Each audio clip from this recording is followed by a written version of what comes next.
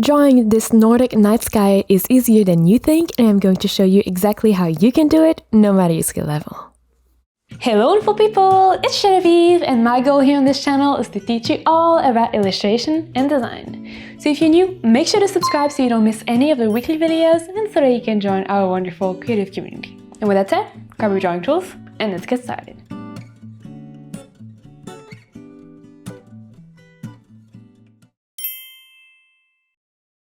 So as usual, we're going to start by creating a new canvas so we have somewhere to draw. For reference, these are the dimensions of the canvas that I will be using in this demo, but make sure you find something that works for your own project requirements. Now, if you're not exactly sure how to pick a canvas size, I have a video in which I teach you exactly everything you need to know in order to make your decision, so I will link that in the description below. And honestly, the only reason I am using these dimensions is because I am painting in a pre-textured file that has, as you can see here, a little bit of a paper texture to it. Now, this file is not essential, but if you want to check it out, it is linked in the description below. It is part of my big brush bundle. If you don't have it, don't worry though, it is totally okay. I'm going to show you some ways of getting some texture with free Procreate tools. All that being said, we're going to start by creating the background. So for that, go ahead and create a new layer, rename it to sky, and if you're painting in the pre-textured file, make sure that the sky layer is below the effects. And here it's a very simple palette, so I really encourage you to try and pick your own colors because that's very good practice for when you create your own illustrations. But if you want, this palette is available, it is totally free and you can just download it. It will be linked in the description below. And all you're going to do here is fill in the sky layer by dragging the color onto it. And the reason we're drawing on a separate layer and not the background layer is so that we can then use the selection tool here at the top to create some sort of a circle. So make sure you have the selection tool set to freehand and the color fill option deactivated. And then you're going to be able to select the feather option. We can barely see my selection here, but on your screen you should see it a bit better. But using the feather tool here at the bottom, you're going to be able to create some sort of a gradient in your selection. So here it's going to depend on the side of the canvas, but you want to make sure that you have a good gradient. So at least I would say, above 40%, might go up to even higher if you're working with a very big canvas. Once that is done, you're going to go in the adjustment panel here at the top, selecting hue, saturation, and brightness for the entire layer. And you're going to get these three settings at the bottom, which are going to allow you to change the color inside your selection. So we're going to create this brighter effect towards the middle of our canvas. So we're going to lift up the brightness and lift up the saturation maybe. Now the exact settings here, you get to play with them. It depends on your color and how intense you want this lighter part to be in the center of your canvas. But feel free to use any settings that you like in terms of the numbers and the percentage. You don't have to do the exact same as I do. Just make sure you find something that you like yourself. Now, if you don't have the textured file and you don't see all of this texture, don't worry about it for now. We're going to fix that later. So once you have your sky, go ahead and create a new layer above it, rename it to mountain, and we're going to paint, well, what a surprise, we're going to paint mountain on that. So we just want to have a little bit more depth in our image. The main focal point of this illustration is going to be the sky. So the mountains don't need to be super precise, but we still want to have something there so that it's a bit more interesting. And in this video, I'm always going to be suggesting two different brushes. One is going to be a free brush that comes with Procreate. It's going to allow you to follow along just fine, and I'm going to give you tips to get some sort of a watercolor texture nonetheless. And the other brush is going to be a brush, well, the other brushes are going to be part of my big brush bundle, the watercolor brushes. And these brushes are just going to allow you to save a lot of time because instead of having to manually add some color variation, the brushes include that color variation already. So it's just a time saver, and you're probably going to get a little bit more professional result at the end. Again, they're not essential. You can follow along with free brushes. It's just going to take you a little bit more time. If you do want to check out the big brush bundle though, it is linked in the description below. There's always a special promo code for the YouTube people. And with that being said, we're going to start drawing the famous mountain that I was telling you about. So for that, you can use either the hard brush in the airbrushing panel, so that's a free brush that comes with Procreate. And a little tip here is you would go on the left side and lower the opacity, which is this slider here, around maybe 40% or something like that. Now, if you have the big brush bundle, go ahead and pick the dark edges watercolor.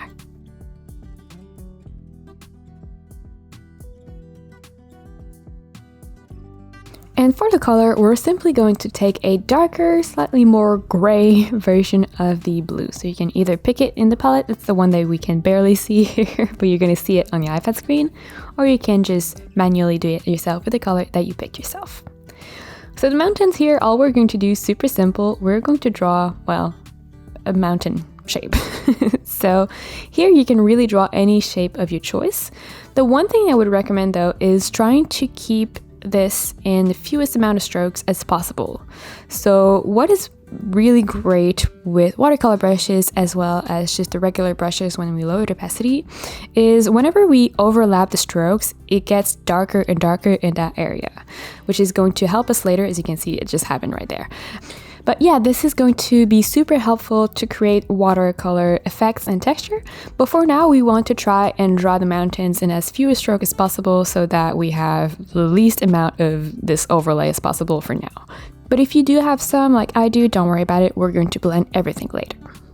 So once you have your basic mountain shape, it can be whatever you want, we are going to go back in with the same brush and start creating some intentional overlays to separate the different mountains. So right now it looks like all the mountains are the same, but you can go ahead and kind of extend one line of one mountain towards the bottom, creating some sort of a V shape, I guess, and then shade that in towards the other mountain.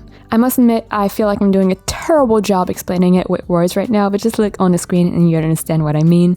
Basically, you're separating the mountains so they don't look like they're all on the same plane. So just something a little bit like this. You can see the mountain in the middle right now is further away than the two in the front.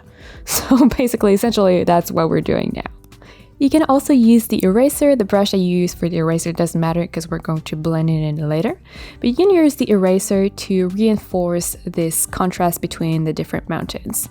And this is also a way to add a little bit more light in your piece. So if you keep all of your erased part on the same side of the mountains, for example here I'm keeping mine on the left side of the mountains, it's going to look like there's some sort of either like moonlight or sun hitting the mountains. And at this stage, what you have on your screen is probably going to look totally crazy, but that's fine. That's exactly what we want. That's what we need. We're going to go in with either the smudge tool, so the little finger icon. You can set it to the stucco brush from the painting panel if you want texture, or the soft brush from the airbrushing panel if you want really, really soft blending. If you do have the watercolor brushes, or the watercolor bundle, I should say, go ahead and pick the water blender here at the bottom. So here, what we're going to do is we're going to make this look watercolory and not crazy. So simply using either the smudge tool or the paintbrush set to the water blender, you gotta go over any digital looking edge and blend them in. So think of this step as if you were dropping water on your watercolor. So if you're used to using real watercolor with, like, you know, the paint on the paper, if you want to blend the pigments in, you would add more water and then just kind of drag it around. So this brush is basically what it's doing. You're just pretending that you're adding water and then you're dragging your water around and everything becomes blended and really nice. Now, if you're using the smudge tool instead of the water blender, this step is probably going to take you a little bit more time because there's no randomness in the smudge tool, but there is some randomness in the water blender. So you're going to have to purposefully go ahead and draw some totally kind of random scribbly stroke with your smudge tool in order to create that randomness. Once you're happy with the blending, you can go back to the section tool, still set to freehand, and draw this crazy random kind of shape. It doesn't have to be like mine, of course, but a crazy random shape over your mountains. And then you can feather the shape, I would say maybe around 20%. And going back to the hue, saturation, brightness adjustment panel for the entire layer, you can then add some more color variation, I should say, in your mountains. So if you're using the free brushes from Procreate, this step is super, super, super important because this is how you're going to introduce some randomness, again, like I was saying, in your colors. And you can repeat this step as many times as you want until you get some nice kind of watercolor flow in your piece. If you're using the watercolor brushes, honestly, you could skip that step altogether. So with that, we're ready to start adding a little bit of snow in the front. So create a new layer above the mountains, rename it to snow. And in terms of color here, I recommend you go with a super, super, super, super pale version of your blue, or you could go with pure white if you want, but I think it's a little bit more interesting having some sort of a blue in there. It just brings the piece together a little bit more. And we're going to stick with the same brushes that we use for the mountains, so either the hard brush with a lowered opacity or the dark edges watercolor. Now here, all you're going to do is try to draw your snow in one fell swoop, so without lifting the pencil. And you're going to see there's some transparency in the brush, so we're going to see the mountains behind it. So here you have a few options. You can either just draw over this snow base as many times as you need until you get some sort of a snow that you're happy with, or you could go ahead and create some sort of a waterfront, I guess. So for that, you would draw parts of snow on either side of your creation, kind of layering the snow, I would say, on either part of your creation, and leaving a part in the middle where you don't layer the snow. So you can see here on my example, when you layer the snow on this side, it makes it look super opaque and makes it look like snow. But the little part that we keep with just one layer of snow, I guess, in the middle, makes it look like it's some sort of an icy water. So you can experiment here. You could have just solid snow like I had in the thumbnail, or this kind of water feature like I have in the example here.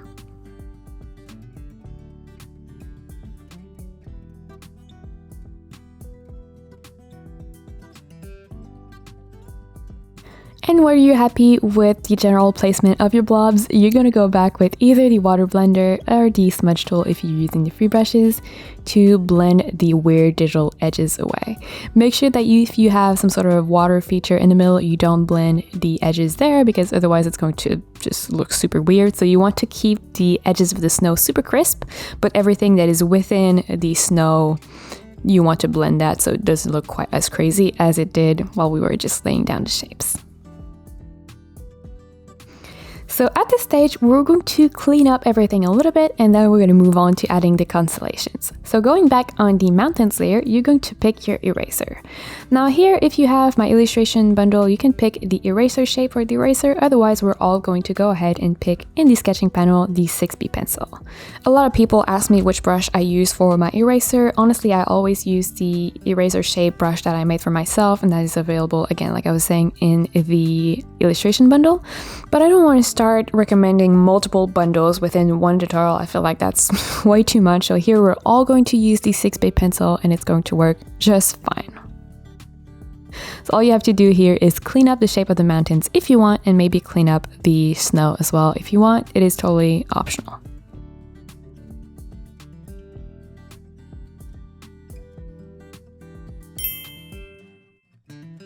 Okay, now that we have the space, let's dive in with the fun part of the tutorial, which is drawing the constellations.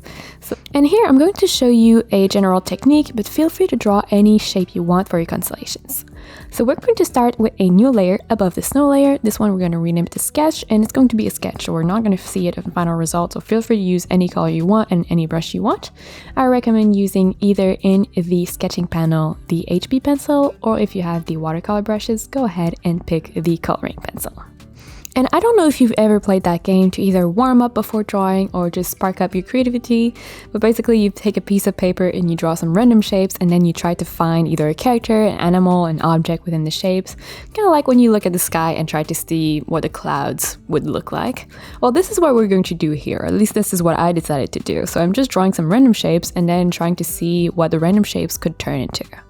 So feel free to do that as well, so just drawing some random shapes in your piece and then trying to find animals within it or something like that. Or you can follow along what I'm doing, so drawing the same kind of shapes and then refining them into, you're gonna see a whale, a rabbit, and a fox. Or you could even draw some real constellations, so you can make this a zodiac piece. You could draw kind of, what is it, a sky map? Is that what it is? I'm so bad at this, but yeah, you could turn this into a zodiac piece, I guess, drawing your own zodiac sign or something like that. Whatever you feel, you can draw at this stage. If you want to draw the same thing as I am, you can see here we're just going to be very roughly sketching the general shapes. So feel free to look at the screen and do the same thing as I am, very roughly. And in the next step, don't worry about it for now. In the next step, we're going to refine everything. Right now, you just want to roughly sketch what these constellations might be. And with that, it is time for the secret password. So if you've watched this part in the video, please go ahead and comment constellation. If you're new on the channel, you might be like, what What's the deal with the secret password? Well, that's kind of a staple on the channel now. We've been doing this for months. People seem to really like it. But basically, it gives me a lot of insight into how to edit and pace my videos better, which helps me to create better tutorials for you guys, which is pretty much all that matters, right? But it's also really cool because you guys know me. You see my face in the intro, you hear my voice throughout the entire video, but I have no idea who you guys are. And whenever you leave a comment, I get to see sometimes your name, sometimes your face, and it's just so cool to see the wonderful creative community that we're building here on this channel. So just leave a comment with the word constellation, and then we're going to move on to actually cleaning up these constellations that we've roughly sketched right here. So for that, we're going to go ahead and lower the opacity of our sketch layer until we can just barely see it. We're then going to create a new layer above the sketch, and we're going to rename this one to outlines. So this is the layer where we're going to draw the clean constellations, and we're going to set the blending mode of this layer to add. So just clicking the little N next to the check mark is going to allow you to change the blending mode, and we're going to lower the opacity for now around 50%. And here we're going to just go ahead and clean up this mess that we've sketched before. So depending on what you're doing, if you're doing the same thing as I am, you're just going to go ahead and find your line to refine the shapes. If you're drawing a real constellation, well, I don't know why I said depending on what you're doing. It's the same technique, whatever you're doing. It's just the lines are going to be different depending on what you are doing. So you can see here, same color, same brush, but we're just going over and drawing one line instead of 10 billion crazy messy lines. So I'm going to stop talking here and let you focus on your own piece, but I'm going to let the video roll in the background so that if you're trying to draw the same constellation as I am, you can still have my video as a reference in the background. And at any point here, feel free to pause the video to take all the time you need in order to get your constellations right. And once you're happy with them, we're going to move on to the next step. We're going to start adding stars and bringing this whole piece together. But for now, just draw your outlines and we're going to meet up in a few minutes.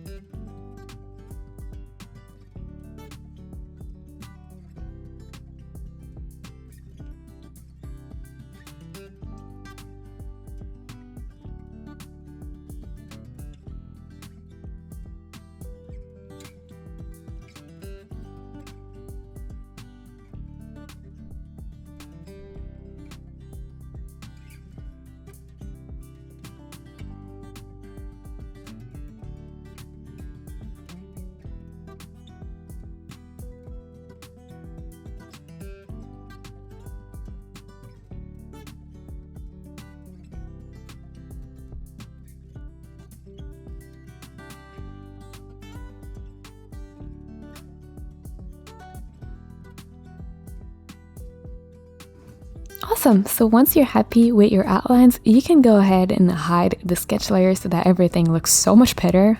This is so satisfying, isn't it?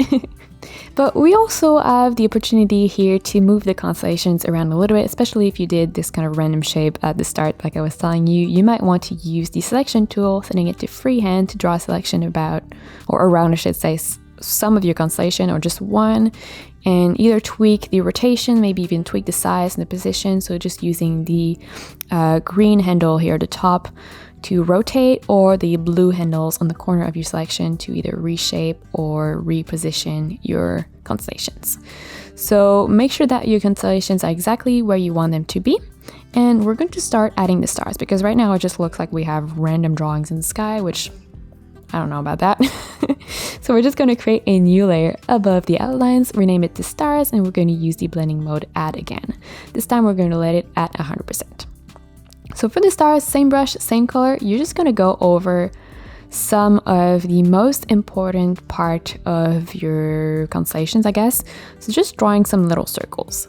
And there's really no right or wrong way to do this. I'm personally thinking about it as, okay, I'm gonna be adding some stars on either the very edges or the corners of my sketch. Hopefully that makes sense. But basically, when you look at constellations, like real constellations, they kind of really extrapolate. If you look at the, what is it in English? The Dipper, I guess, the Big Dipper, and they make it look like a polar bear when it actually just looks like a pan, like a frying pan. So you do have a lot of freedom when you add your stars over your constellation. I'm just adding them on little points like the ears, maybe the tail, and any kind of fold that there might be, like for example where the legs meet the body. That's kind of where I go ahead and add little stars. Now these stars, you don't want them to all be the same size. You want to have some different sizes, and you don't want them to be evenly spaced. You want them to be a little bit random. So once you have your main stars positioned, you can go ahead and lower the opacity of the outlines so that the stars kind of pop a little bit more. And you can keep adding more random stars outside of the constellations themselves. And here again, there's no special rule about how to place your stars. That's really up to you. I would say though, try to avoid having them be like the same size and really super neatly arranged. You want to sprinkle them and maybe group them in some areas, and then have areas where there are no stars. You want that to look super organic as opposed to really super neatly arranged. Now you can also create some secondary constellations here, because I feel like otherwise it looks a little bit empty on the sides. So for that, I just draw some random shape, and instead of having a full line, I just draw this kind of dotted or dashed line between stars. Again, here, no rhyme or reason to what I'm doing. It's just to fill in the shape, or fill in the background, I should say, that otherwise starts to look a little bit boring, I would say, on the edges, but without taking away from the focal point of the illustration, which in our case here is all the animals in the middle. So this way, yeah, you do have a little bit more interest on the sides, but clearly the focal point is still the constellations in the middle. And if you want to make the constellations pop even more, you could go ahead and duplicate your outlines layer, and then just drag your color within the shape within the outlines to fill them in. Here you're probably going to need to adjust the threshold, and for that you just keep your pencil on the screen and then move it from left to right to left to right to left to right until you find the moment right before the color fills the entire screen. So you want it to fill as much as the shape as possible, but without obviously filling the entire canvas, because that kind of defeats the purpose. So you can go and do that in all your shapes. It might take a little bit of time. Maybe some shape you would just be kind of faster drawing, like fill them in yourself with the paintbrush, just like, you know, coloring them in. But yeah, super simple. And once that is done, we're going to go ahead and lower the opacity and play with the opacity so that it doesn't look quite as intense as it does right now.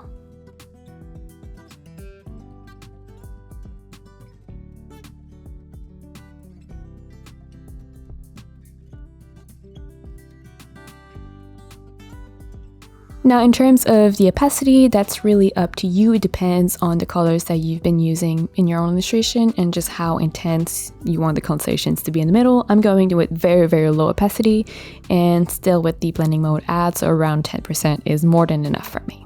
Now, the beauty of digital art and working on separate layers is that once you're done, you can go back in and tweak everything. So once I'm done with an illustration, I always usually go back and play with the opacity of all the layers until I get the blending that I really, really like. But I also sometimes go back and change the size of some elements. So for example, here I'm picking my snow layer and I'm setting my arrow tool to the distort mode so that I can make the snow a little bit less intense. I'm also going to lower the mountains a little bit so that I have a bit more space in the sky, and really that way I'm going to be able to make the constellations be the main focus. So I'm also going to go ahead and select all of the layers that are related to the stars, so the outlines, the kind of fill-in shape, and then the stars themselves, and maybe lower them or put them somewhere else so that really are the focus of the illustration. Now, if you want to learn how to draw more winter holiday related illustrations, I highly recommend you check out this playlist in which I'm going to teach you exactly that. But before we leave, make sure to give this video a like and subscribe to the channel so you don't miss any of the weekly videos I post every Tuesday and Saturday, and then click on the link right here and I'll meet you there.